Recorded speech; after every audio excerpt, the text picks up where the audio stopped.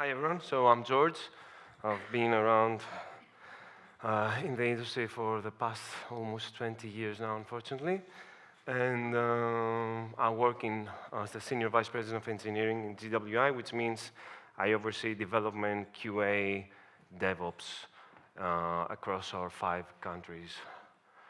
So today we're going to talk about things probably you already know that are problematic, and I've seen previous speakers touching upon them. And I was actually impressed that even Dr. Serelis, with the greenhouse security speech at the beginning, touched upon some of these things. So to set the ground, let's start with some definitions. First one about software. So my strong belief is that software shouldn't be just what we build for our customers, but it should be a continuous dialogue with them, so a conversation. They evolve, their needs evolve. We should also evolve as humans. We should evolve as companies. We should evolve our software.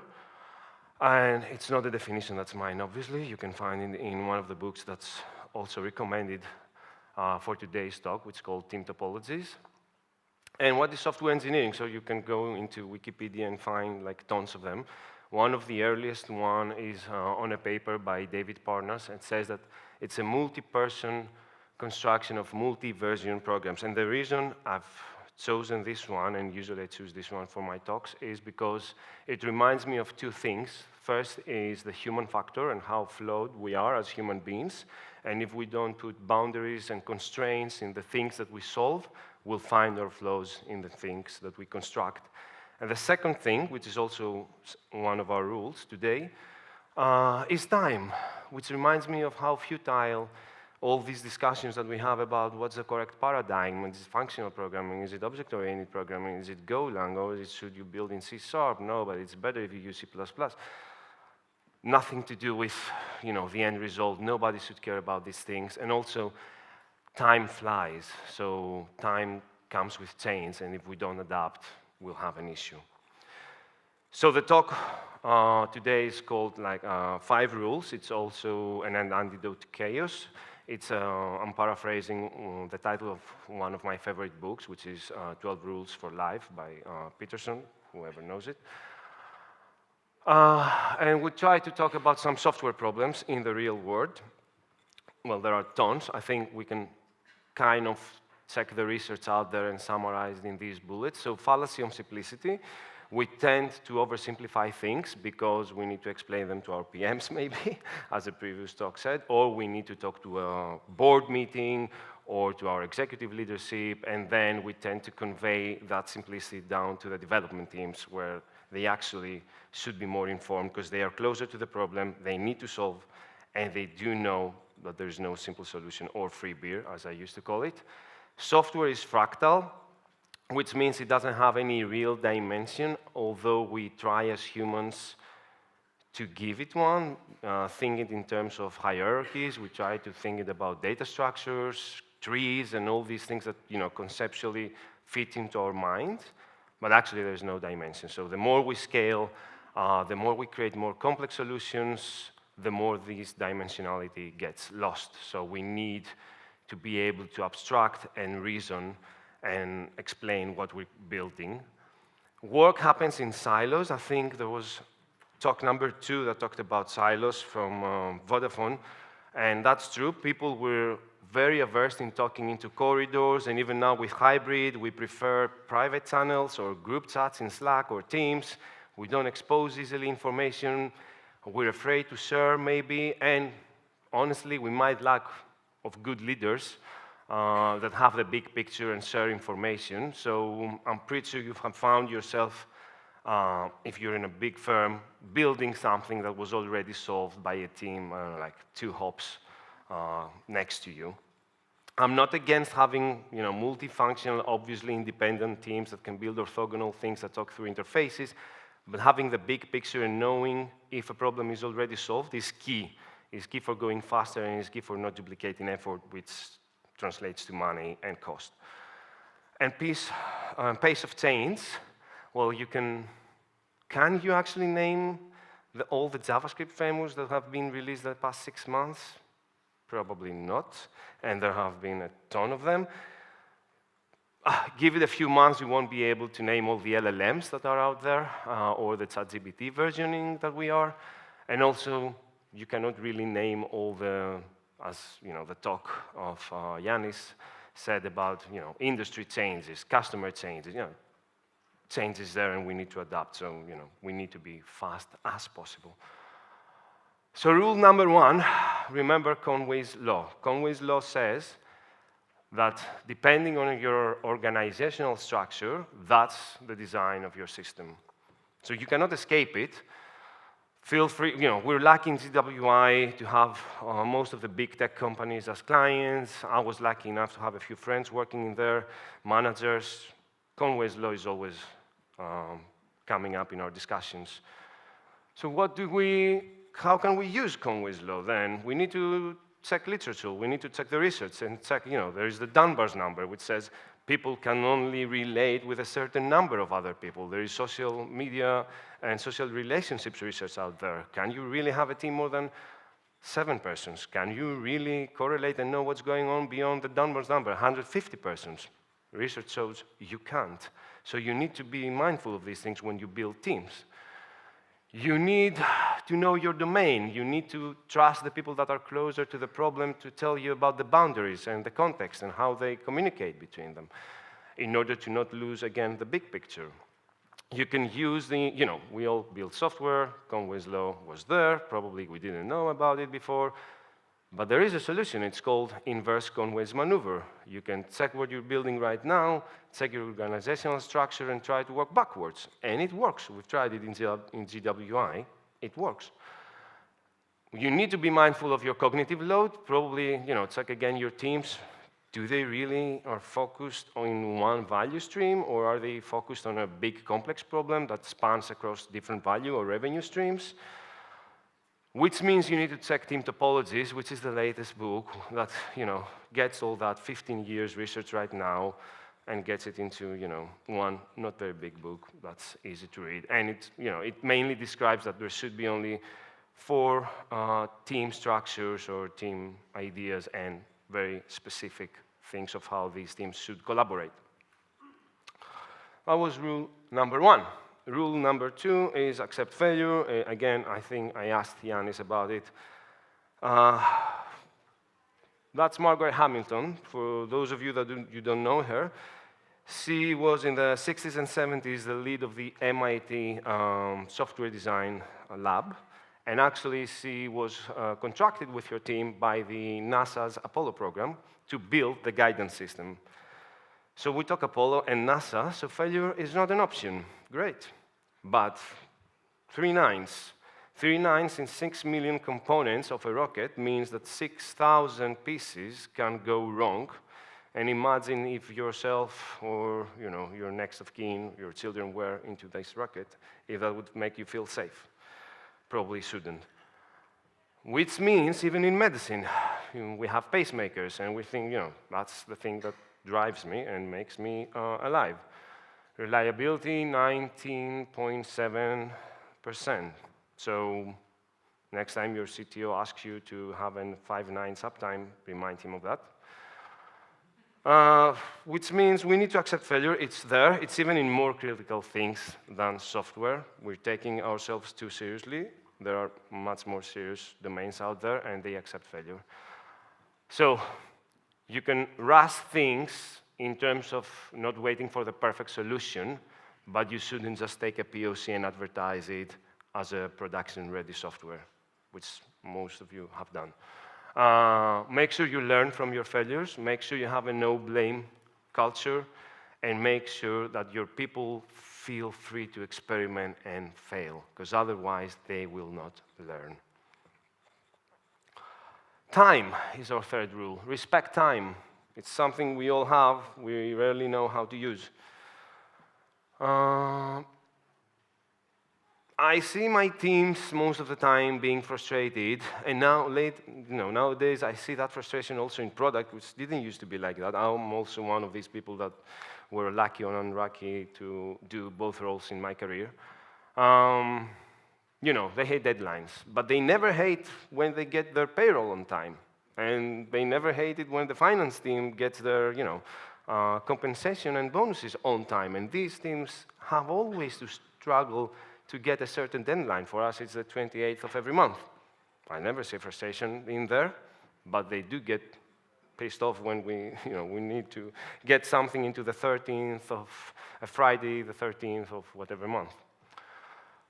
So we need to talk to our teams, and we need to say that, cool, there are two different things. There are discoveries, we need to time box them, and there are deliveries that need to have a date. Because otherwise, there are other people depending on that. There is your marketing campaign, there is your budgeting department, there is your board that needs to see earnings or losses, and we might need to pivot. For example, in GWI, we follow agile budgeting.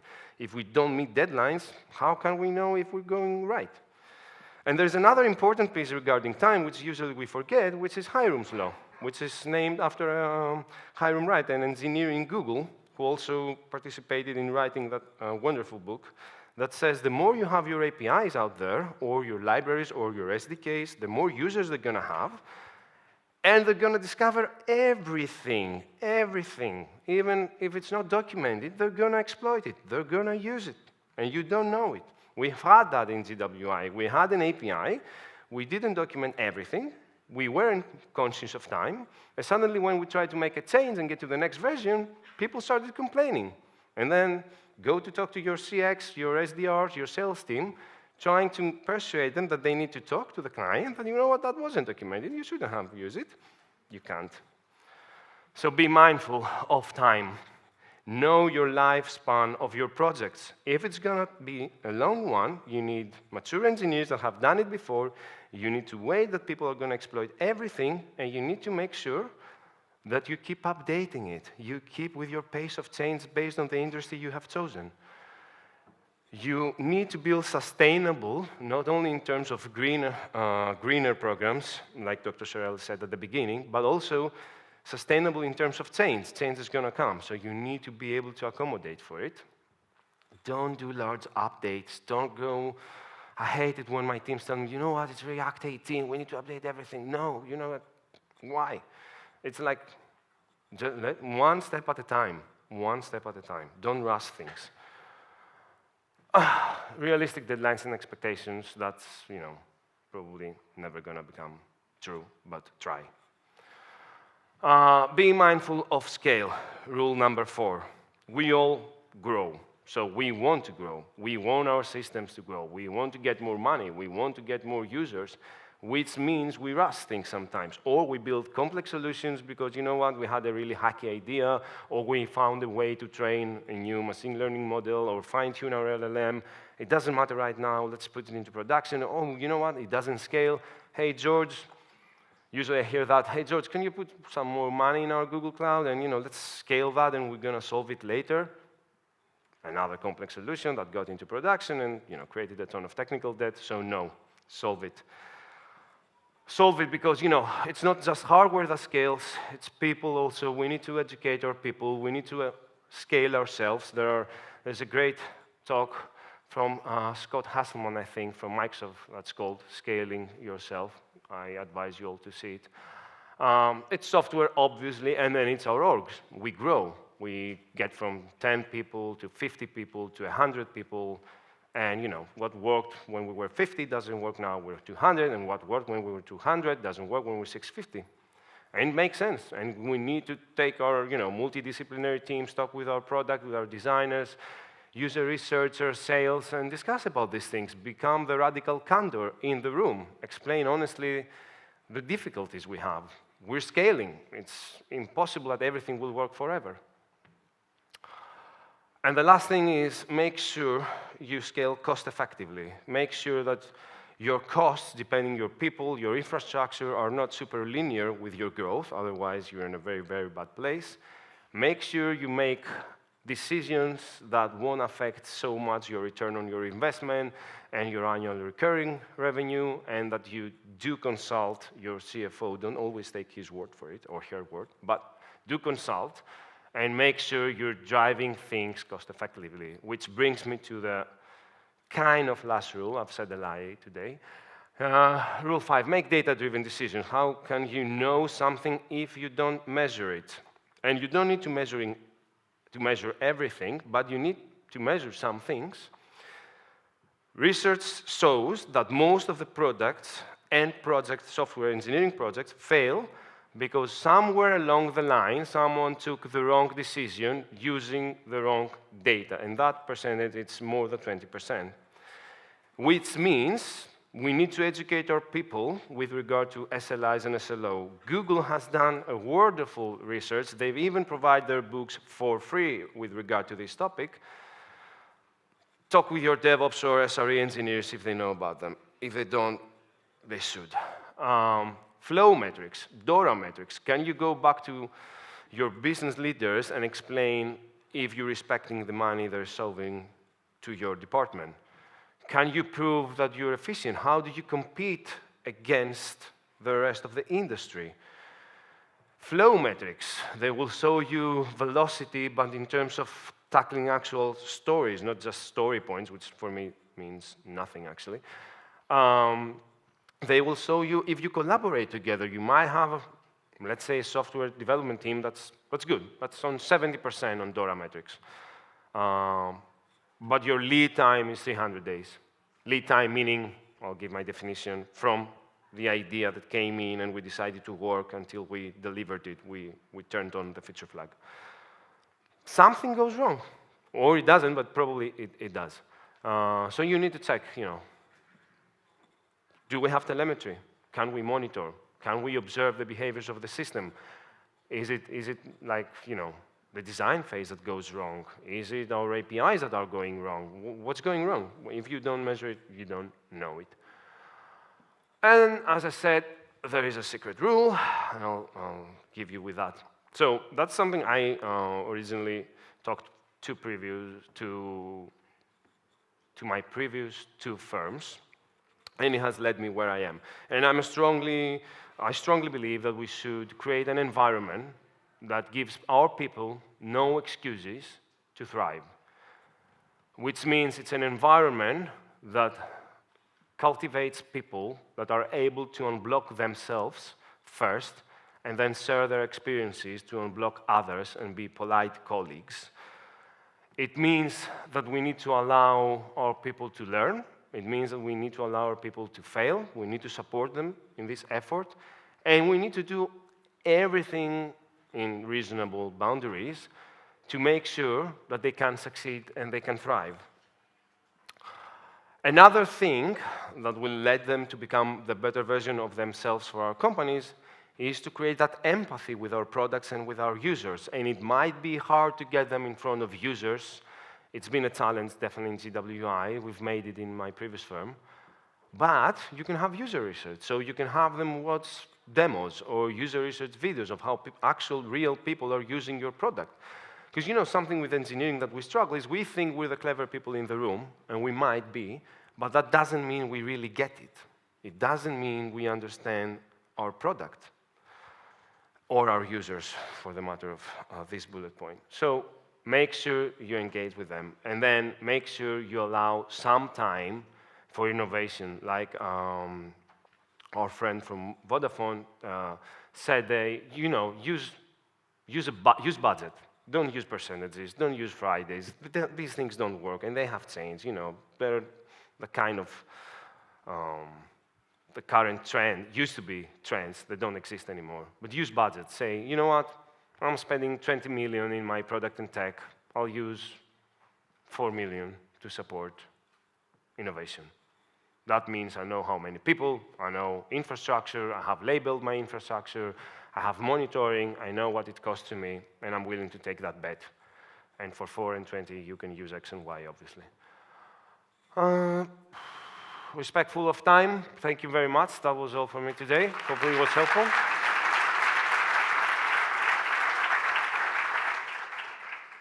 There are no questions. Thank you, George. Thank you very much. Great. We have, I think, time for... We have some questions. Okay. The first one actually is not a question, it's a request, basically. But let's go with it. Yeah, go. Since you've been to so many years with GWI, please share a fun story related to Chaos, even if it's from the past. Okay. Related to Chaos. Cool.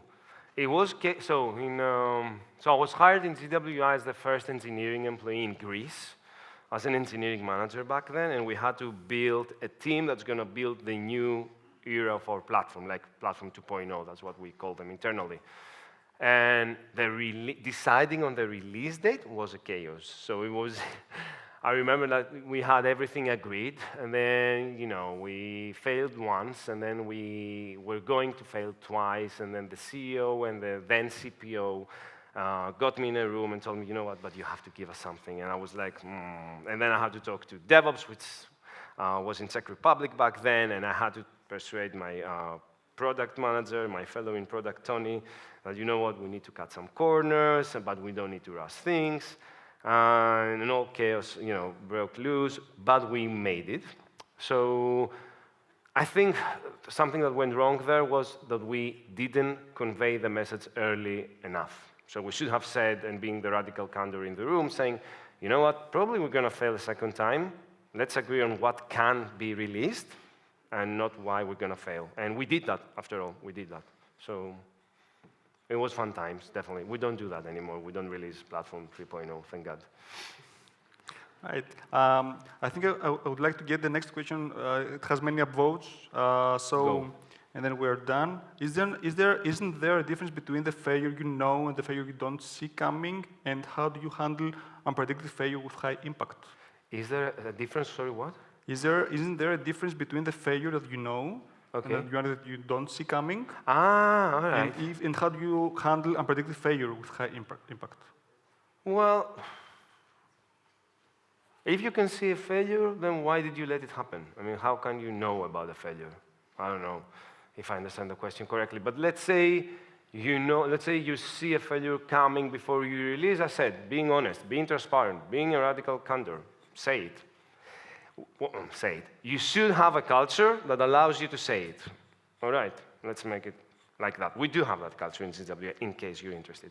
But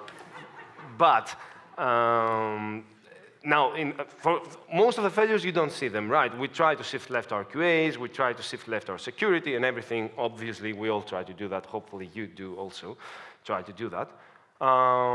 But there's no difference for me. I mean, it is a failure. It is an F world, in general. Someone made it. It doesn't matter. I've been playing sports mostly all of my life, and it was basketball, so it was a team sport. And I've learned that the hard way. We all win, we all lose. It doesn't really matter at that point. What it matters is how fast you can recover, and then what you can learn, and then at least being wise enough not to repeat.